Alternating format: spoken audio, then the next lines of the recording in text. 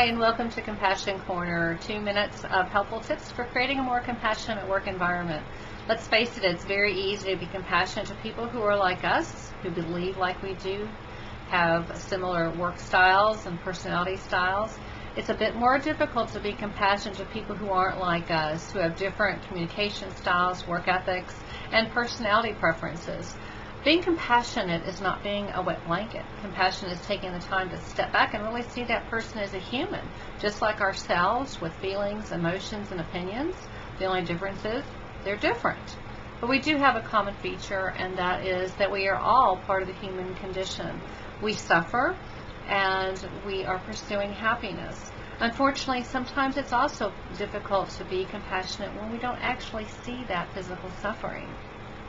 It's always possible the person who's causing or interacting with the conflict doesn't see the impact of what they are saying or doing. Just as you and I may not always be aware of the impact of our actions and personal preferences in the workplace, we definitely suffer from BLM Syndrome, or be like me. When conflict approaches, our bodies tend to go into what they call a fight or flight response. Our heart rate goes up, our respiratory rate goes up, and we have a sense of fear, and we want to protect ourselves.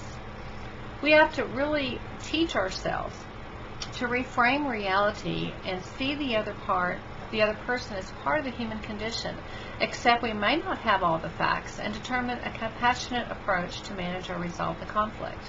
So what is one thing you can do today to demonstrate compassion in the workplace? Well, let's start with ourselves. Are we compassionate, or are we critical? Do we tend to judge first and ask questions later? Do we suspend judgment in an opportunity to understand the truth and reframe reality?